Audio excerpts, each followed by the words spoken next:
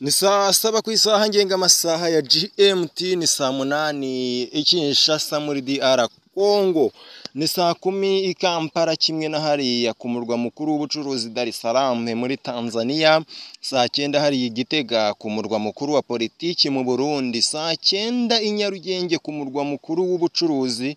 Tuje mu kiganiro Frontline Sport hano kuri Amazon Media Rwanda. Turabasuhuje niba ari bwukiza nawe nguhaye ikaze, ni karibu cyane.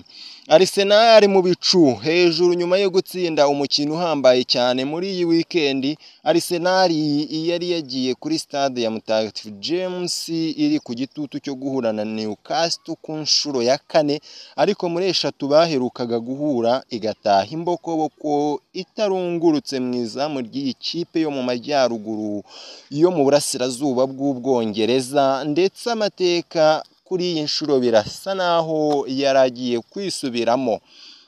Kugera ku munota wa 83 ku isaha isanzwe y'umukino, umutoza Arteta yareberaga mu ndorerwamo zo gutahana igisebo ku nshuro ya 4 atewe n'iyi kipe yari yaramubereye ibamba. Ariko Mikel Merino Gabriel Magalhaes ku munota wa 96 bamufashije gukuraho aka gasuzuguro k'ikipe ya Newcastle United. Man United urwishe yanka ruracyayirimo. Umutoza wayo Ruben Amorim ndetse na ekipe ye bagumye mu rujijo rwo kutamenya impamvu kuva yafatiye ikipe mu kwezi kwa 11 mwaka 2024 itarashobora gutsinda imikino ibiri ya shampiyona yikurikiranye. Ibi babyibajije nyuma yo gukubitwa na Brighton and Hove Albion ibitego 3-1 muri iyi weekend ishize. Yicaye ku mwanya wa 14 ifite umwenda w'ibitego 4 n'intica ntikize y'amanota 7 mu mikino 6. Ndavuga ikipe ya Manchester United. Chelsea yatsinzwe na Brentford Stamford Bridge mu mikino bongeye guhabwamo ikarita itukura. Ni ibibazo kuri iyi kipe y'ubururu. Man City yatsindaga inyagira Burnley ibitego 5-2 birimo 2 bya rutayizamu Erling Brot Haaland. Ni mu gihe cyo kandi Tottenham yahagamwe na Wolves binganya igitego 1-1, naho Sunderland yazamutse iva mu cyiciro cya kabiri itungura ikipe ya Nottingham Forest ifite zirige ebyiri zose ihonda igitego 1-0.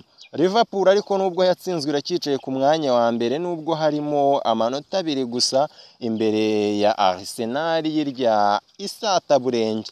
Muri La Liga Santander shampiyona nayo yarakomezaga. Real de Madrid yandagajwe cyane bikomeye na Atletico Madrid ibitego 5-2.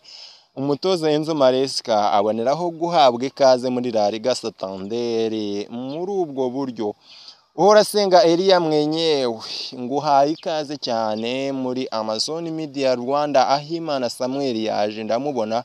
Murasira Emmanuel on the mic aka Fils de Rwanange ndahabaye meze neza kabisa. Nitwe tugiye kuba tubana muri iki gihe cy'amasaha 3, saa 9 kugera saa 12. Frontline Sport ya none ni twebwe rwose duhari kandi tumeze neza cyane. Wowe urasabwa gukora subscribe kugira ngo uzajye ubona ibiganiro byose tuba tukugezaho.